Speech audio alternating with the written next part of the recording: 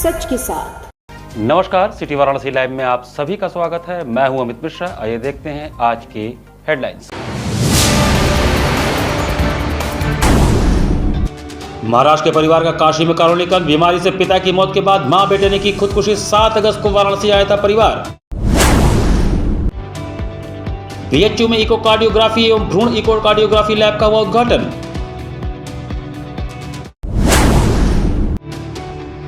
हर घर तिरंगा अभियान के अंतर्गत 36वीं वाहिनी पीएससी रामनगर द्वारा निकाली गई तिरंगा यात्रा। और 13 अगस्त को काशी में निकलेगी भव्य तिरंगा यात्रा। प्रदेश के जल शक्ति मंत्री स्वतंत्र देव सिंह होंगे मुख्य अतिथि। और अब समाचार विस्तार से। सर सुंदरलाल चिकित्सालय काशी हिंदू विश्वविद्यालय के हृदय रोग विभाग में इकोकार्डियोग्राफी एवं भ्रूण इकोकार्डियोग्राफी लैब का उद्घाटन हुआ। काशी हिंदू विश्वविद्यालय स्थित सर सुंदरलाल चिकित्सालय के हृदय रोग विभाग में चिकित्सा सुविधाओं के विस्तार की दिशा में एक महत्वपूर्ण कदम उठाया गया है। मंगलवार को सुबह 8:30 बजे सीएसएसबी ब्लॉक की 5वीं मंजिल पर इकोकार्डियोग्राफी एवं भ्रूण इकोकार्डियोग्राफी लैब का उद्घाटन काशी हिंदू विश्वविद्यालय के कुलपति प्रोफेसर अजीत कुमार चतुर्वेदी ने किया। उद्घाटन समारोह में ट्रॉमा सेंटर के incharge Ajit Singh, medical superintendent doctor Puneet तथा कार्डियोलॉजी विभाग के विभागाध्यक्ष डॉक्टर विकास कुमार सहित चिकित्सक और अन्य अधिकारी मौजूद रहे। नई लैब के माध्यम से हृदय रोग से संबंधित जांच की सुविधाओं को और बेहतर बनाने में मदद मिलेगी। इकोकार्डियोग्राफी के जरिए हृदय की संरचना, उसकी कार्यप्रणाली और रक्त प्रवाह की जांच की जाती है। वहीं भ्रूण इकोकार्डियोग्राफी गर्भ में पल रहे बच्चे के हृदय की संरचना और उसकी कार्यप्रणाली का विस्तृत आकलन करने में उपयोगी होती है। इससे जन्मजात हृदय संबंधी संभावित समस्याओं की पहचान में चिकित्सकों को सहायता मिलती है। उद्घाटन सत्र को संबोधित करते हुए काशी हिंदू विश्वविद्यालय कुलपति प्रोफेसर अजीत कुमार चतुर्वेदी ने कहा कि विश्वविद्यालय का प्रयास है कि मरीजों को आधुनिक चिकित्सा सुविधाएं एक ही परिसर में बेहतर और सुलभ तरीके से उपलब्ध कराई जाए। उन्होंने कहा कि नई चिकित्सा सुविधाओं से मरीजों की जांच और उपचार की प्रक्रिया को और मजबूत बनाने में सहायता मिलेगी। इस अवसर पर चिकित्सकों ने भी नई लैब की उपयोगिता पर प्रकाश डाला। बहुत अच्छी सुविधा एक हमारे कार्डियोलॉजी डिपार्टमेंट में आज इनॉग्रेट हुई है। इससे पूरे पूर्वांचल में बहुत सारे लोगों को जिनको भी फीटल इको की ज़रूरत है, भ्रूण की इको की ज़रूरत है, और एक एडवांस मशीन आई है एडल्ट इको के लिए भी, वो भी हमने आज इनॉग्रेट की हम लोग ने।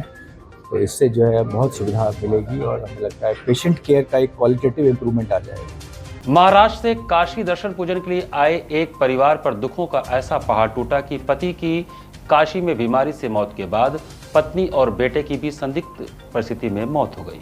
महाराष्ट्र से काशी दर्शन पूजन के लिए आए एक परिवार पर दुखों का ऐसा पहाड़ टूटा कि पति की बीमारी से मौत के बाद पत्नी और बेटे की भी संदिग्ध परिस्थितियों में जान चली गई। लक्सा क्षेत्र स्थित एक होम स्टे के कमरे में सोमवार रात दोनों के शव मिलने से सनसनी फैल गई। प्रारंभिक जांच में दोनों के सल्फास खाने से आत्महत्या किए जाने की आशंका जताई जा रही है। पुलिस के अनुसार महाराष्ट्र निवासी व्यापारी 56 वर्षीय विशाल मुखर्जी अपनी पत्नी 51 वर्षीय जया मुखर्जी और बेटे 25 वर्षीय ईशान मुखर्जी के साथ 5 अगस्त को वाराणसी पहुंचे थे। परिवार ने श्री काशी विश्वनाथ धाम सहित अन्य धार्मिक स्थलों पर दर्शन पूजन किया और गंगा आरती में भी शामिल हुए। बताया जा रहा है कि गंभीर बीमारी से पीड़ित विशाल की सावन में बाबा विश्वनाथ के दर्शन करने की अंतिम इच्छा थी। शनिवार रात अचानक विशाल की तबीयत बिगड़ गई। परिजनों ने उन्हें बीएचयू अस्पताल में भर्ती कराया, जहां रविवार को उपचार के दौरान उनकी मौत हो गई। इसके बाद पत्नी और बेटे ने काशी में ही उनका अंतिम संस्कार किया। पुलिस के मुताबिक विशाल की मौत के बाद जया और ईशान गहरे सदमे में थे।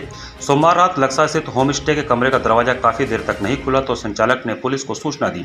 मौके पर पहुंची पुलिस ने दरवाजा खुलवाया तो कमरे के भीतर मां और बेटे के शव पड़े मिले। प्रारंभिक जांच में दोनों द्वारा सल्फास खाने की आशंका जताई गई है। पुलिस ने शवों को कब्जे में लेकर पोस्टमार्टम के लिए भेजने की कार्रवाई शुरू कर दी है। घटना की जानकारी मृतकों के परिजनों को दे दी गई है। काशी जोन के अपर पुलिस उपायुक्त वैभव बांगर ने बताया कि विशाल मुखर्जी की मृत्यु गंभीर बीमारी के कारण हुई थी।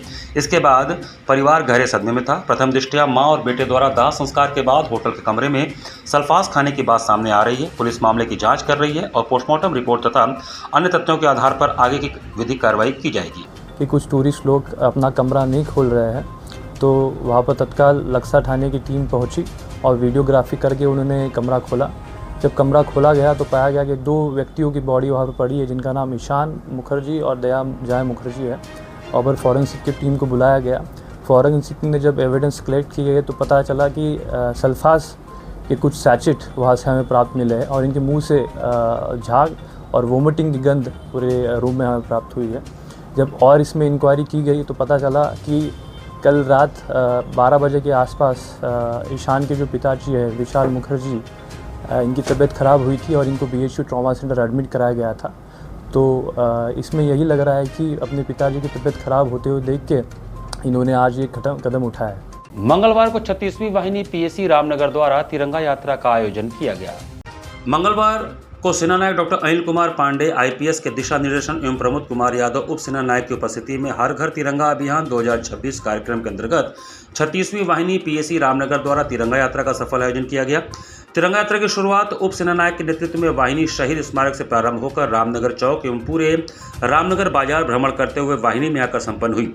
तिरंगा यात्रा के दौरान आगे आगे वाहिनी बैंड टीम द्वारा सुंदर देशभक्ति गीतों का मधुर वादन किया गया। तिरंगा यात्रा को देखकर जनता जनार्दन द्वारा अपने कैमरे में इस अनमोल लम्हे को कैद किया गया एवं भारत माता की जय के नारे लगाए गए। संपूर्ण तिरंगा यात्रा में कैलाश नाथ यादव, शिविरपाल, सुरेंद्र कुमार, सूबेदार मेजर संजय सिंह, गुल्लम नायक, त्रियोगी नारायण पांडे, SIMT राम सिंह, SQM सहित वाहिनी के समस्त अधिकारी और कर्मचारीगण उपस्थित रहे।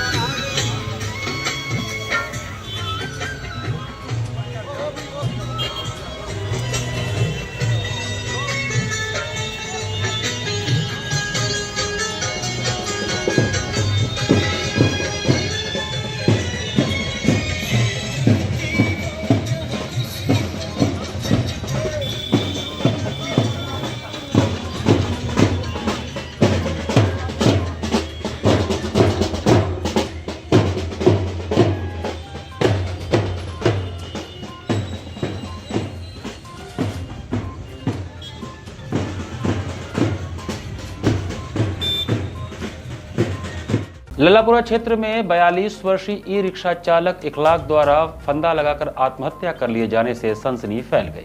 वाराणसी के सिगरा थाना क्षेत्र अंतर्गत लल्लापुरा इलाके में रविवार को उस समय सनसनी फैल गई जब 42 वर्षीय ई रिक्शा चालक इखलाक खान ने अपने कमरे में फंदा लगाकर आत्महत्या कर लिया।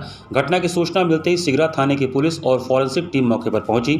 पुलिस ने घटनास्थल से आवश्यक साक्ष्य जुटाकर शव को कब्जे में लिया और पोस्टमार्टम के लिए भेज दिया। प्रारंभिक जांच और परिजनों के बयान के अनुसार आत्महत्या की मुख्य वजह मकान को लेकर बिल्डर और पारिवारिक सदस्यों के साथ चल रहा सालों पुराना विवाद माना जा रहा है। घटना के बाद मृतक इखलाक खां की पत्नी यास्मीन ने बिलखते हुए मीडिया को बताया कि उनकी शादी को 16 साल हो चुके हैं। पक्की बाजार पुलिस लाइन क्षेत्र में उनका पैतृक मकान बन रहा था जो पिछले 16 वर्षों से फंसा हुआ है।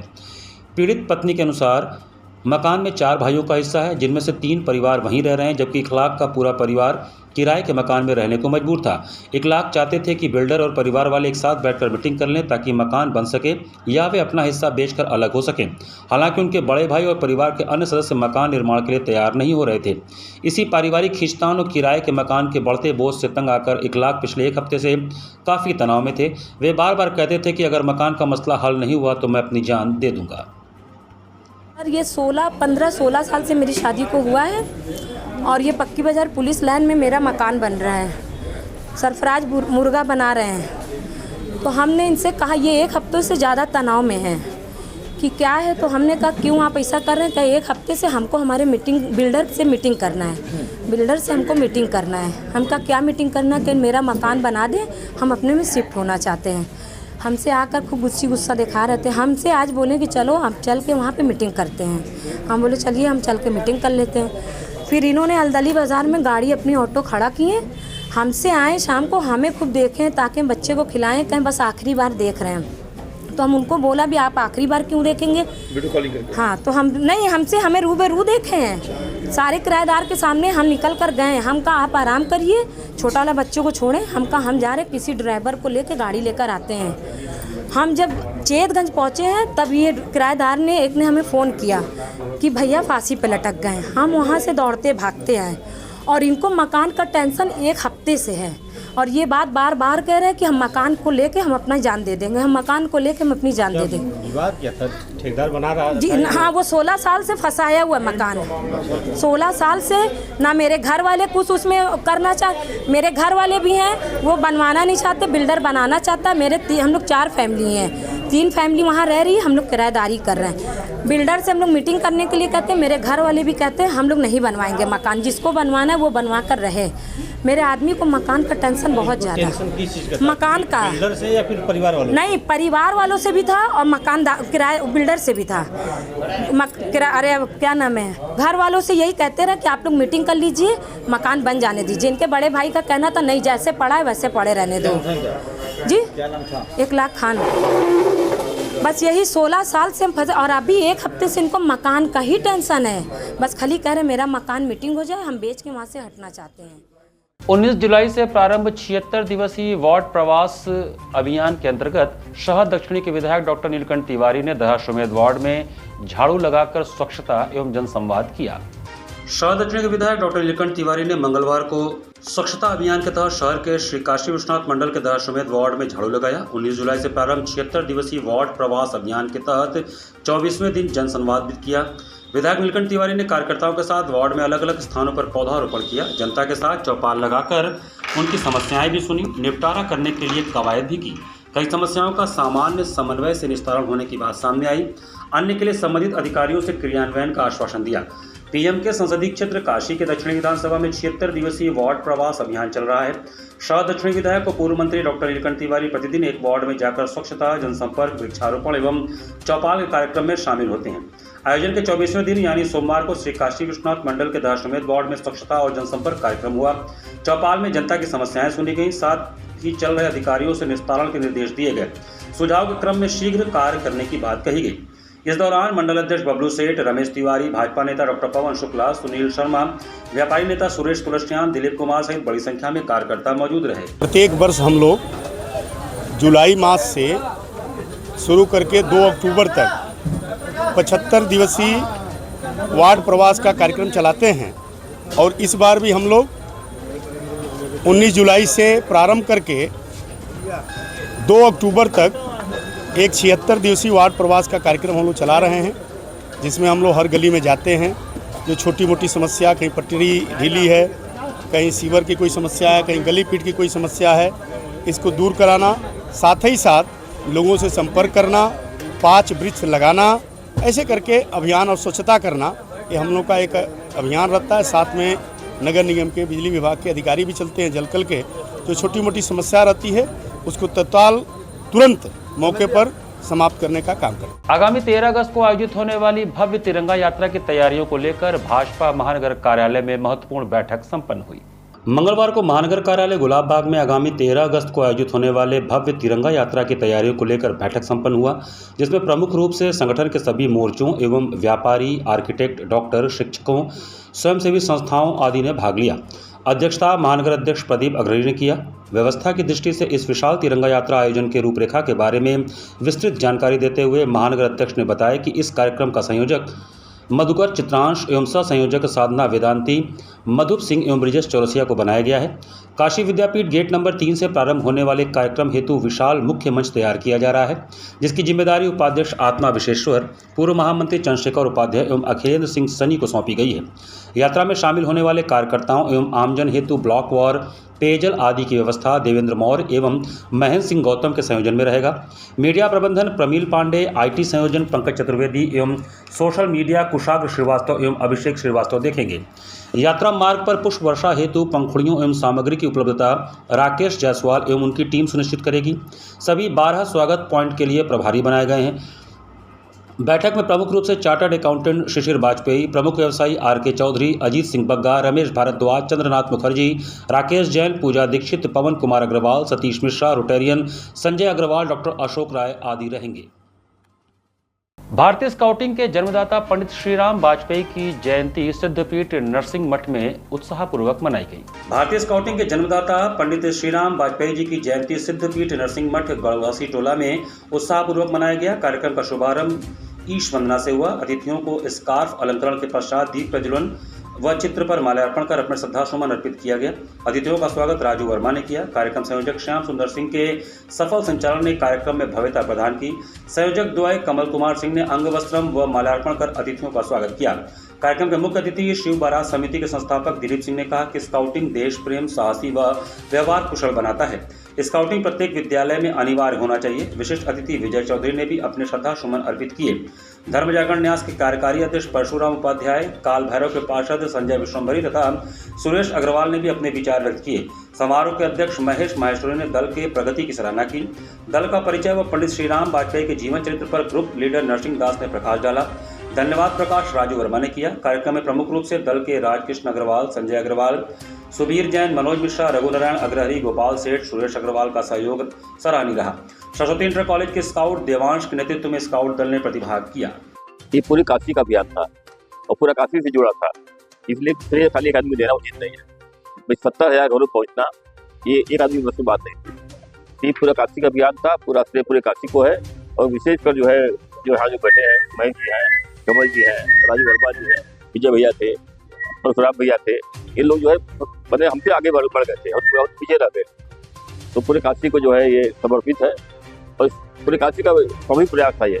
यहाँ पर वक्त तो चला है छोटे से ब्रेक का। बने रहिए सिटी वाराणसी लाइव के साथ। वाराणसी लाइव, सच के साथ।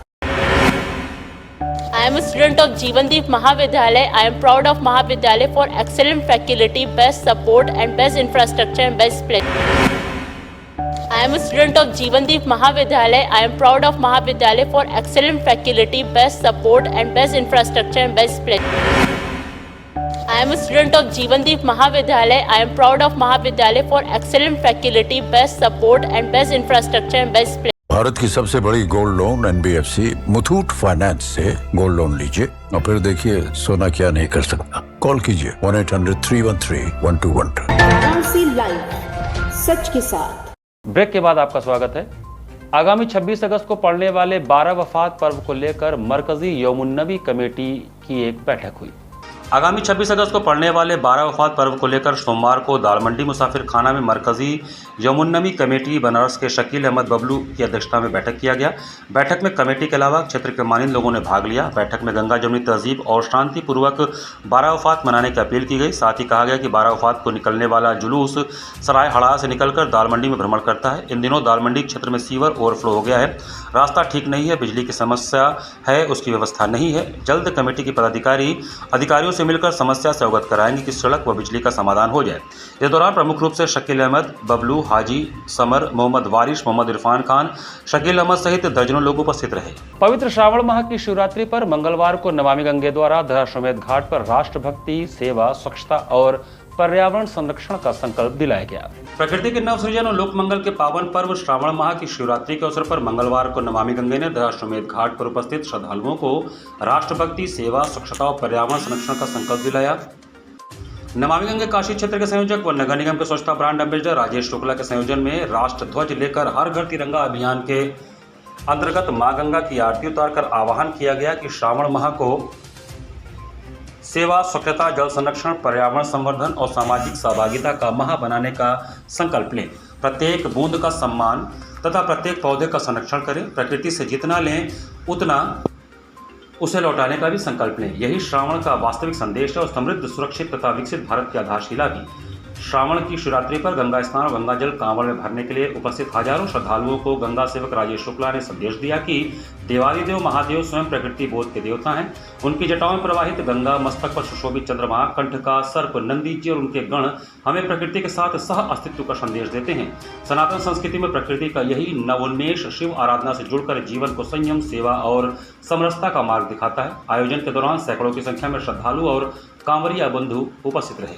मंगलवार को प्रेस कॉन्फ्रेंस करके स्मैश 11 T10 लीग की आधिकारिक घोषणा की गई। मामूरगंज स्थित पूजा रेजिडेंसी में मंगलवार को आयोजित प्रेस कॉन्फ्रेंस में स्मैश 11 T10 लीग की आधिकारिक घोषणा की गई। स्मैश 11 का उद्देश्य देश के गली मोहल्लों और स्थानीय स्तर पर मौजूद क्रिकेट प्रतिभाओं को एक बड़ा मंच देना है। लीग के तहत देश भर के 22+ शहरों में ट्रायल्स आयोजित किए जाएंगे, जहां खिलाड़ियों को अपनी प्रतिभा दिखाने का अवसर मिलेगा। आगे खिलाड़ियों के लिए ऑक्शन और लीग मुकाबलों का भी आयोजन किया जाएगा। स्मैश 11 को अमरीश सिंह भोला जी का विशेष सहयोग प्राप्त है। आज के कार्यक्रम में अजय सिंह की गरिमा में उपस्थिति रही। साथ ही संजीवनी हॉस्पिटल के डॉक्टर मनीष सिंह भी विशेष रूप से उपस्थित रहे और उन्होंने स्मैश 11 को अपना समर्थन दिया। इस अवसर पर फाउंडर कृष्णा गुप्ता ने कहा कि स्मैश 11 का लक्ष्य पूर्वांचल सहित बिहार के छोटे शहरों और स्थानीय प्रतिभाओं को ऐसा मंच देना है जहां वे अपनी मेहनत और प्रतिभा के दम पर आगे बढ़ सकें। से चालू हुआ है, 22+ सिटीज़ में इसके ट्रायल्स होंगे, चयन होंगे और लास्ट में जहाँ मैचेस होंगे उसके वेन्यूज अभी अनाउंस्ड होंगे ऑफिशियली, जब हम लोगों का पूरा क्राइटेरिया ट्रायल्स का पूरा हो जाएगा। तो कुछ फीस बिल्कुल फीस रखा गया है। इसी साल में ट्रायल लेंगे आप? हाँ, बिल्कुल फीस रखा गया है। फीस इसका आपका allrounder, batsman, bowler, wicket keeper allrounder batsman का 799 रुपीज़ चार्ज है। ऑलराउंडर का 1099 रुपीज़ चार्ज है। और ये हम लोग ऑल ओवर 22+ सिटीज़ में ले रहे हैं, जैसे यूपी, एमपी, बिहार, दिल्ली, ये सब जगह हम लोग जा रहे हैं और राजस्थान, ये सब जगह जाएंगे और इसके ट्रायल्स के चयन करेंगे। अभी हमारे साथ कोई बड़ा नाम नहीं जुड़ा है, क्योंकि हम लोग आज की लीग में क्या है कि लोग इसलिए जुड़ रहे हैं क्योंकि वहाँ पे बड़े ही प्लेयर्स को सिर्फ मौका मिल रहा है, हम लोग यहाँ पे नए चेहरों को मौका दे रहे हैं, तो इसलिए हम लोग सिर्फ नए चेहरों को खिलाएंगे। हम लोग के पास बड़े प्लेयर्स बहुत हैं, अगर हम चाहें तो उनके इंटरव्यू भी कंडक्ट करा सकते हैं, लेकिन हम लोगों ने इसलिए अभी तक नहीं कराया क्योंकि उनको छोटे प्लेयर्स को भरोसा नहीं हो रहा है। अगर वो लोग इंटरव्यू देते हैं तो वो लोग सोचते हैं कि भैया लोग इन्हीं लोग को खिलाएंगे, तो इस वजह से हम लोगों ने उनका इंटरव्यू नहीं कंडक्ट कराया है। अगर हम कराना चाहें तो किसी का भी करा सकते। आईडी हर जगह हम लोग हैं, इस नाम से नंबर है स्मैश 11 T10 लीग, जो लोगो आप हम लोग के प्रेजेंटेशन पीछे देख रहे हैं उसी नाम से है, और उस पर हेल्पलाइन नंबर भी है, आप उस पर हमसे कांटेक्ट कर सकते हैं। घाट संध्या कार्यक्रम में कथक एवं भरतनाट्यम नृत्य के मनोहारी प्रदर्शन से दर्शक मंत्रमुग्ध हुए। घाट संध्या में सोमवार को उत्तर भारत के कथक और दक्षिण भारत के भरतनाट्यम ने मिलकर दर्शकों को भक्ति और सौंदर्य की दुनिया में पहुंचा दिया। आनंद कानन कला गुरुकुल वाराणसी से गुरु अमृत मिश्रा की शिष्या मोक्षता दुबे और गुरु दिव्या श्रीवास्तव की शिष्या नव्या रघुवंशी ने अपनी कला से घाट को नृत्यमय कर दिया। प्रथम चरण के कार्यक्रम का शुभारंभ गुरु ब्रह्मा स्तुति से हुआ। इसके पश्चात श्री रामचंद्र की प्रस्तुति में नव्या के पद संचालन, चक्कर और भावों ने राम भक्ति का रस घोल दिया। द्वितीय चरण के कार्यक्रम में मोक्षदा ने आई गिरी नंदिनी की शक्ति स्तुति से मंच को तेजस्वी बना दिया। समापन गणेश वंदना पर हुआ, जहां घुंघरुओं की झनकार और मुद्राओं की शुद्धता ने पूरे घाट को मंत्रमुग्ध कर दिया। कलाकारों के घुंघरू बोले तो लगा जैसे लय गंगा की धारा में उतर आई हो, और मुद्राएं सजी तो लगा जैसे दक्षिण की मंदिर परंपरा काशी घाट पर उतर आई हो। दोनों शैलियों ने मिलाकर एक भारत श्रेष्ठ भारत का संदेश भी दे दिया। कलाकारों को प्रमाण पत्र एवं आशीर्वचन पीयूष एवं बालेश्वर तिवारी द्वारा प्रदान किया गया। इस दिव्य संध्या का संयोजन सोवैत बनारस के संस्थापक सचिव डॉक्टर रत्नेश वर्मा ने किया एवं सफल संचालन सीमा केसरी ने किया। इस अवसर पर भारी संख्या में दर्शकगण उपस्थित होकर इस सांस्कृतिक मिलन का आनंद लेते रहे।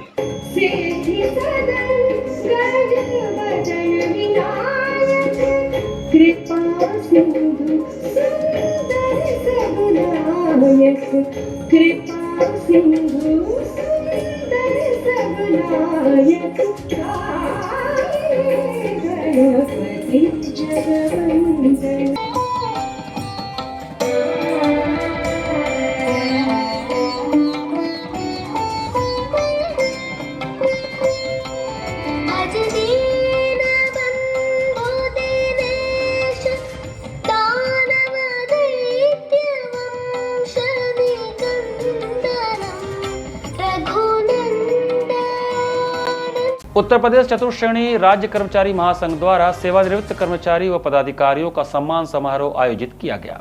नदेसर स्थित PWD डिप्लोमा इंजीनियरिंग संघ भवन में आयोजित उत्तर प्रदेश चतुर्थ श्रेणी राज्य कर्मचारी महासंघ की तरफ से सेवानिवृत्त कर्मचारी व पदाधिकारियों का सम्मान समारोह आयोजित किया गया। कार्यक्रम में 40 सेवानिवृत्त कर्मचारियों को सम्मानित किया गया।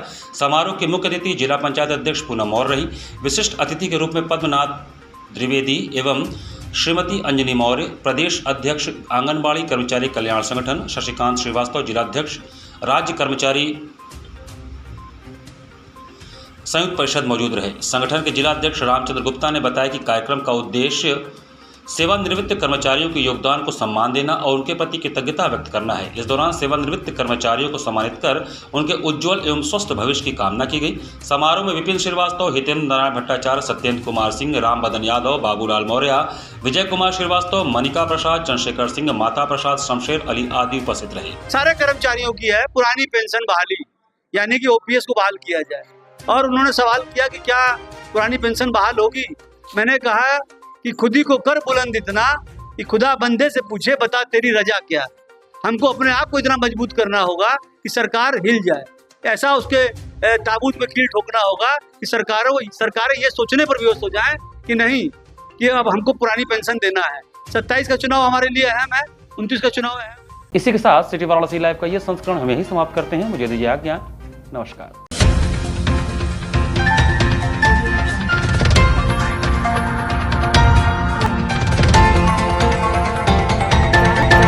लाइव सच के साथ।